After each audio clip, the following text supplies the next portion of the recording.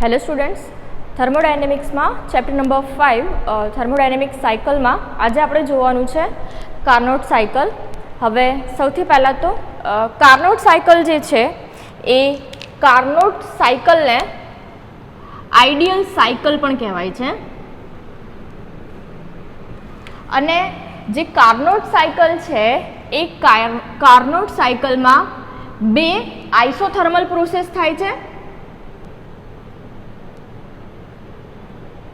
as well as બે adiabatic process થાય છે.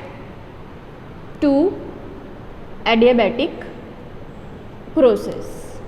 ઓકે, કાર્નોટ સાયકલ છે એ કાર્નોટ સાયકલને આઈડિયલ સાયકલ પણ કહેવાય છે. It is also known as ideal cycle and Carnot cycle consist two isothermal processes as well as two adiabatic processes.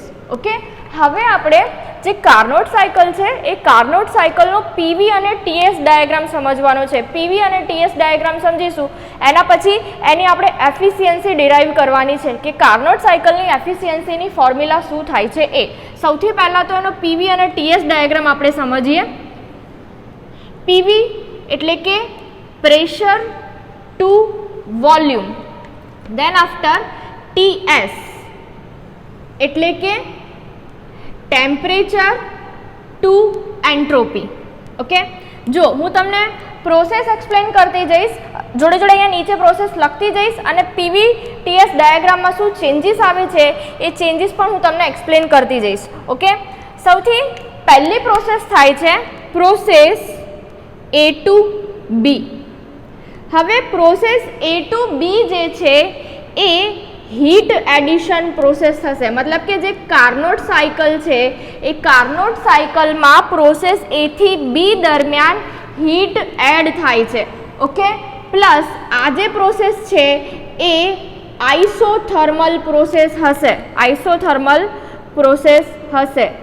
Isothermal એટલે કે પ્રોસેસ એ થી બી દરમિયાન સાયકલનું જે ટેમ્પરેચર છે એ ટેમ્પરેચર કેવું રહેશે? કોન્સ્ટન્ટ રહેશે. અને હીટ એડ થાય છે એટલા માટે જે વર્કિંગ મીડિયમ છે એ વર્કિંગ મીડિયમનું એક્સપાન્શન થશે. એક્સપાન્શન એટલે કે વિસ્તરણ થશે. બરાબર. હવે 1 થી 2 માટેનો એટલે કે એ થી બી માટેનો આપણે પીવી ડાયાગ્રામ જોઈએ તો આ રીતે એક કર્વ બતાવવાનો છે. બરાબર. આ પ્રોસેસ દરમિયાન શું થાય છે? Q1 જેટલી જે હીટ છે એ સાયકલમાં એડ થાય છે. કઈ અને ટેમ્પરેચર જે છે એ ટેમ્પરેચર કેવું છે? કોન્સ્ટન્ટ છે. તો હવે એનો આપણે ટીએસ ડાયાગ્રામ જોઈએ તો ટીએસ ડાયાગ્રામ શું થશે? એ થી બી પ્રોસેસ માટે ટેમ્પરેચર જે છે એ ટેમ્પરેચર કેવું રહે છે? કોન્સ્ટન્ટ રહે છે. એટલે એ થી બી પ્રોસેસ દરમિયાન ટેમ્પરેચર કોન્સ્ટન્ટ હોય તો એની લાઈન કેવી હોય? આ રીતે હોરિઝોન્ટલ લાઈન હોય. બરાબર. તો આ પ્રોસેસ થઈ ગયું એ થી બી. એના પછી બી થી સી ની પ્રોસેસ થાય છે. તો પ્રોસેસ બી ટુ સી દરમિયાન શું થાય છે? તો બી થી સી જે પ્રોસેસ છે એ છે adiabatic process, reversible adiabatic process.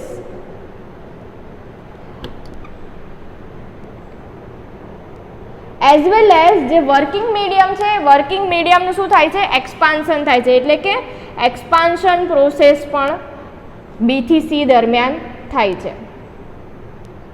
Okay, અને આ દરમિયાન આપણને પીવી ડાયાગ્રામ કેવો મળશે? તો આ રીતે બી ટુ સી. ઓકે, પ્રોસેસ એ થી બી, બી ટુ સી. ઓકે, હવે આ જે પ્રોસેસ છે પ્રોસેસ બી ટુ સી એ દરમિયાન આ પ્રોસેસ કેવી છે? એડિયાબેટિક પ્રોસેસ છે અને એક્સપાન્શન પ્રોસેસ છે. અને જે વર્કિંગ મીડિયમ છે એ વર્કિંગ મીડિયમની ઇન્ટરનલ એનર્જીમાં શું થાય છે? ઘટાડો થાય છે. એટલે કે ઇન્ટરનલ એનર્જી ડિક્રીઝ. અને ઇન્ટરનલ એનર્જી ડિક્રીઝ થવાના કારણે તાપમાન જે છે એ તાપમાનમાં પણ શું થાય છે? ઘટાડો થાય છે. એટલા માટે આપણે બી થી સી પ્રોસેસ દરમિયાન જે ટેમ્પરેચર છે ટેમ્પરેચરમાં શું થશે? ઘટાડો થશે. ઓકે, તો બી થી સી પ્રોસેસ. હવે જુઓ તમે ડાયાગ્રામ પરથી તમારે સમજવાનું છે. એ થી બી પ્રોસેસ જે છે એ થી બી પ્રોસેસ કેવી છે? આઇસોથર્મલ પ્રોસેસ છે. એટલે એ થી બી દરમિયાન ટેમ્પરેચર કેવું રહે છે? T1 કોન્સ્ટન્ટ રહે છે. ઓકે, અને આઇસોથર્મલ પ્રોસેસ છે. એના પછી બી થી સી પ્રોસેસ. બી થી સી પ્રોસેસ જે છે એ કઈ પ્રોસેસ છે? એડિયાબેટિક. એડિયાબેટિક અથવા તો આઇસેન્ટ્રોપિક પ્રોસેસ. આઇસેન્ટ્રોપિક પ્રોસેસ એટલે શું? એન્ટ્રોપી કોન્સ્ટન્ટ રહે. એન્ટ્રોપી કોન્સ્ટન્ટ હોય ધેટ મીન્સ એક વર્ટિકલ લાઇન તમને મળે ટીએસ ડાયાગ્રામમાં, બરાબર, અને આ દરમિયાન જે એન્ટ્રોપી છે એ એન્ટ્રોપી તમારી કેટલી રહે છે? SB જેટલી, બરાબર. તમને SB = SC અહીંયા નોટ કરવાના છે. અને અહીંયા પોઈન્ટ તમારે આપી દેવાનો છે E. આ થઈ ગઈ એ થી બી, બી થી સી પ્રોસેસ. હવે આગળની પ્રોસેસ આપણે જોઈએ, process C to D. Process C to D. હવે પ્રોસેસ C થી D, કાર્નોટ સાયકલમાં પ્રોસેસ C થી D દરમિયાન શું થાય છે? તો અહીંયા હીટ એડ થઈ, જે વર્કિંગ મીડિયમ છે એનું શું થયું? એક્સપાન્શન થયું.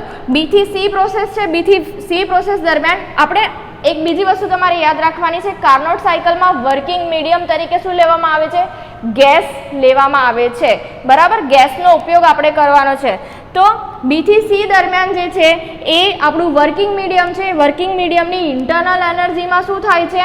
ઘટાડો થાય છે. ઇન્ટરનલ એનર્જીમાં ઘટાડો થાય છે તો તાપમાનમાં પણ શું થાય છે? ઘટાડો થાય છે. ઓકે, અને પ્લસ આ જે બી થી સી પ્રોસેસ છે એ કેવી છે? આઇસેન્ટ્રોપિક પ્રોસેસ છે, બરાબર, એટલે કે એડિયાબેટિક પ્રોસેસ છે. હવે સી થી ડી પ્રોસેસ. હવે સી થી ડી પ્રોસેસ જે છે એ કેવી છે? હીટ રિજેક્શન પ્રોસેસ છે. Heat rejection. અને Q2 જેટલી જે હીટ છે એ આપણી જે સાયકલ છે એ સાયકલમાંથી રિમૂવ થાય છે, બરાબર. આ જે પીવી ડાયાગ્રામ છે, પીવી ડાયાગ્રામમાં સી થી ડી દરમિયાન શું થાય છે? હીટ રિજેક્શન થાય છે.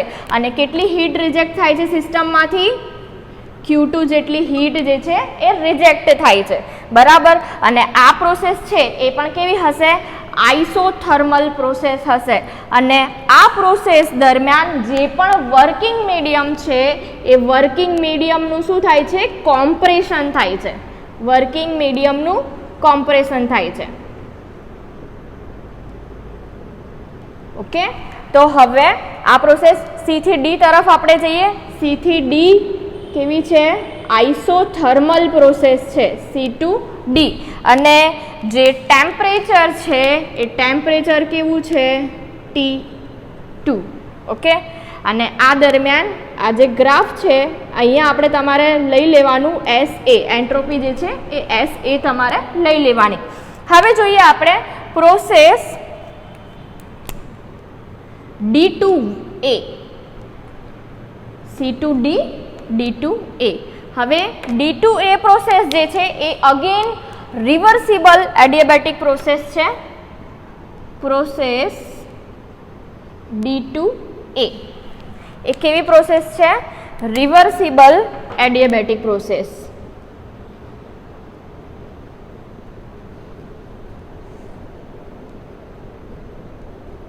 અને આ પ્રોસેસ દરમિયાન અગેન જે વર્કિંગ મીડિયમ છે એ વર્કિંગ મીડિયમનું શું થાય છે?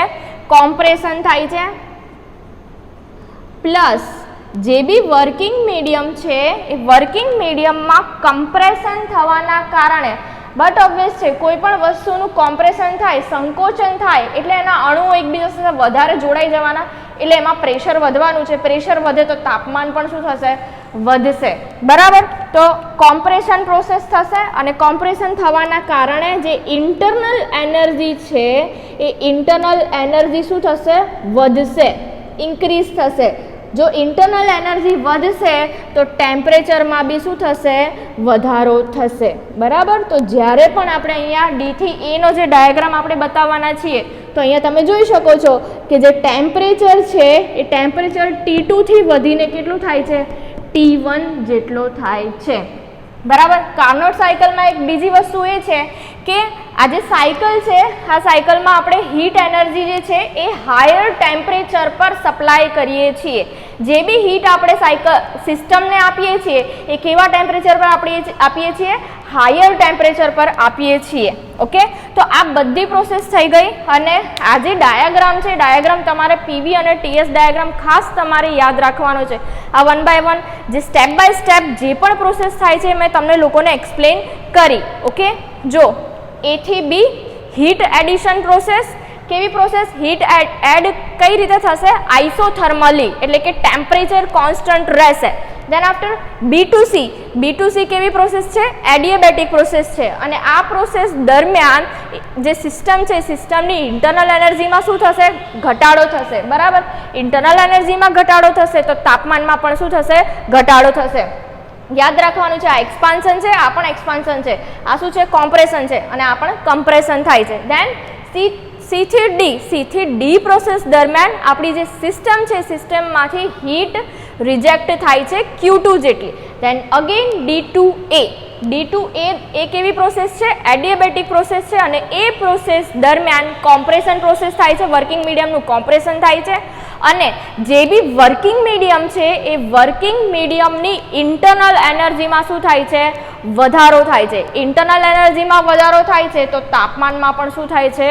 વધારો થાય છે. ઓકે, તો આ શું છે આપણું પીવી અને ટીએસ ડાયાગ્રામ કાર્નોટ સાયકલ માટે. હવે આપણે ડિરાઈવ કરીશું જે બી કાર્નોટ સાયકલ છે, તો કાર્નોટ સાયકલની એફિશિયન્સી કઈ રીતે ડિરાઈવ કરવાની. અહીંયા તમારે પોઈન્ટ આપી દેવાનો છે E અને F. આ પોઈન્ટ કેમ આપે આગળ તમને ખબર પડશે, કેમ કે આપણે એફિશિયન્સીની ફોર્મ્યુલા જ્યારે ડિરાઈવ કરીશું તો એફિશિયન્સીની ફોર્મ્યુલા ડિરાઈવ કરતા ટાઈમે આપણે એરિયા લેવો પડશે, એટલા માટે.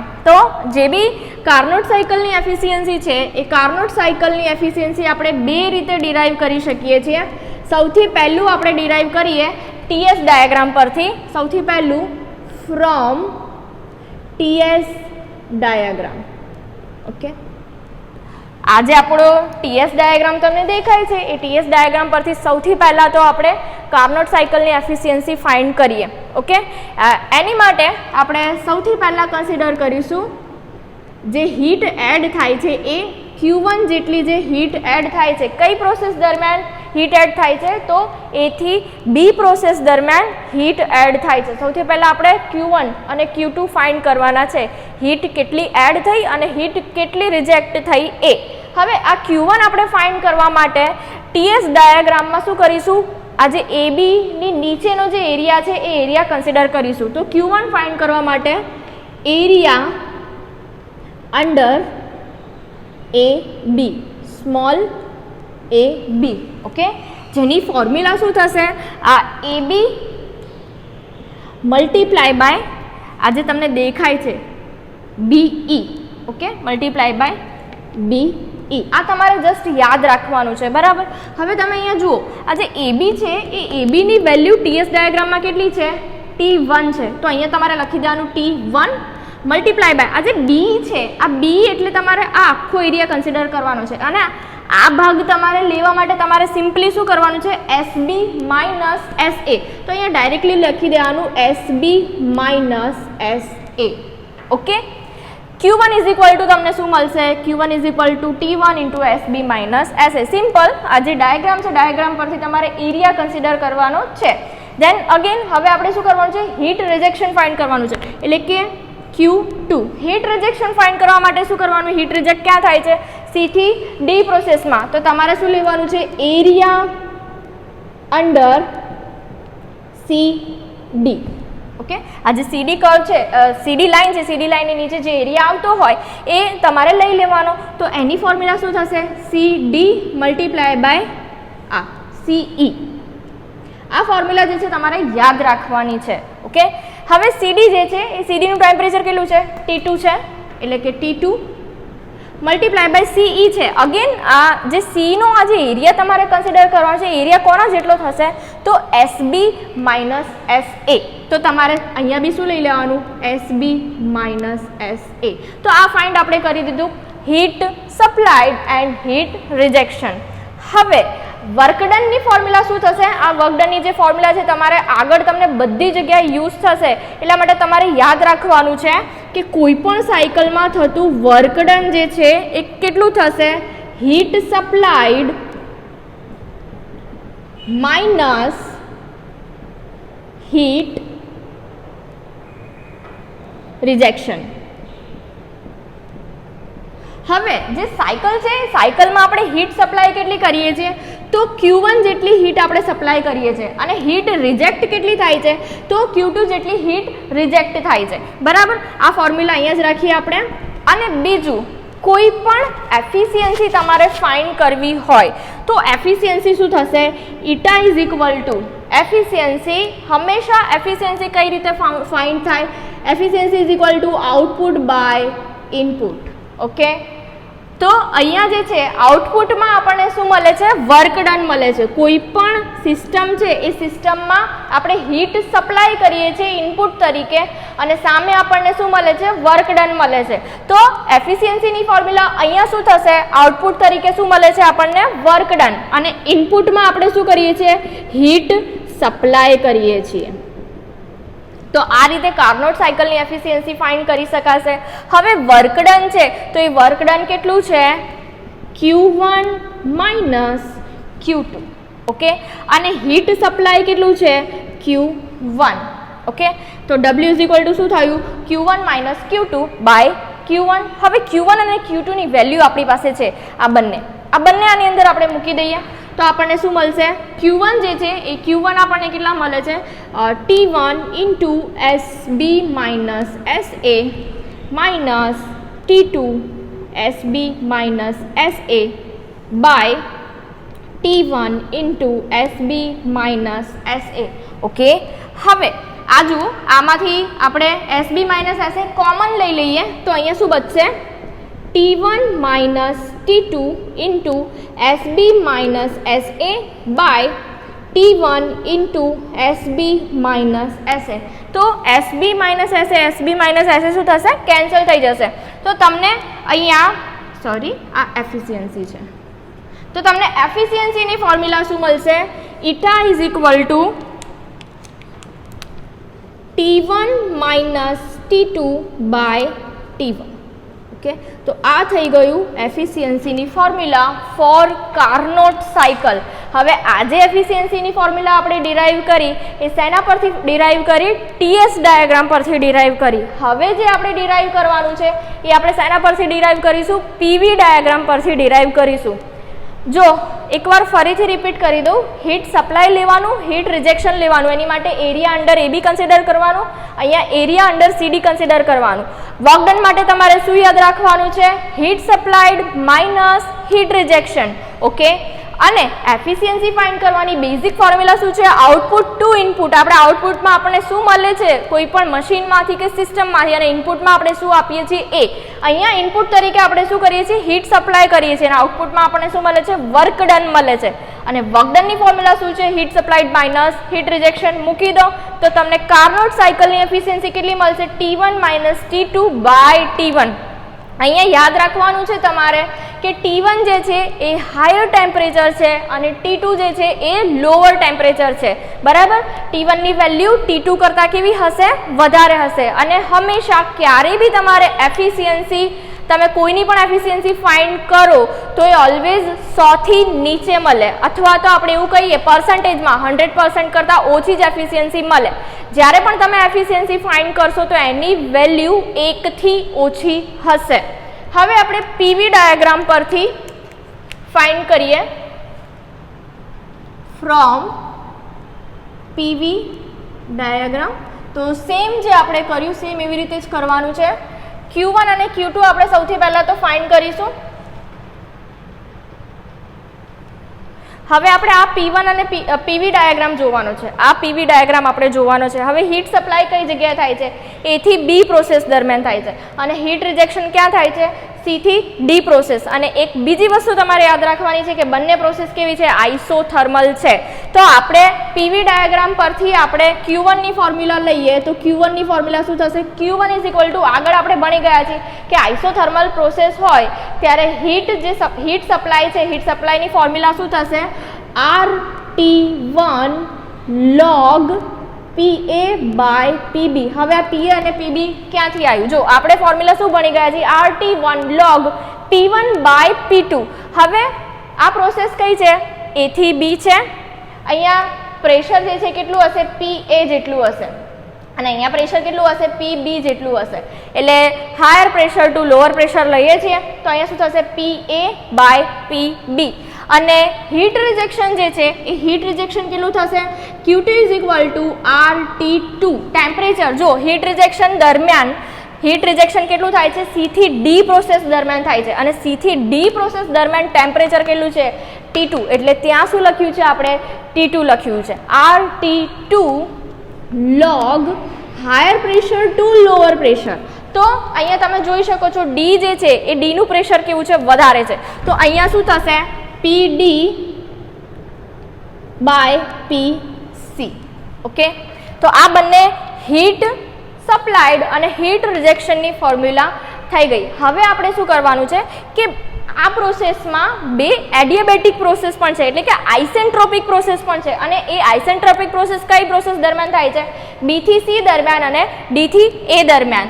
તો કન્સિડર એડિયાબેટિક પ્રોસેસ.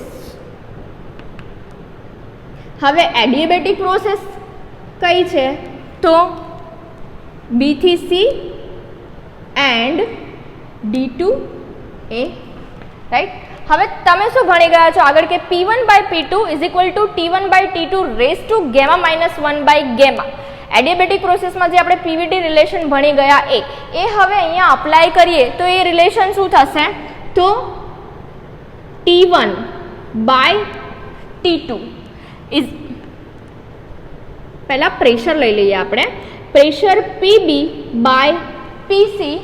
હવે જ્યારે પ્રેશર PB હશે, આ પ્રેશર PB હશે એટલે કે B પોઈન્ટ હશે, B પોઈન્ટ આગળ ટેમ્પરેચર કેટલું છે, T1 છે. તો અહીંયા આગળ પણ શું આવશે, T1 આવશે.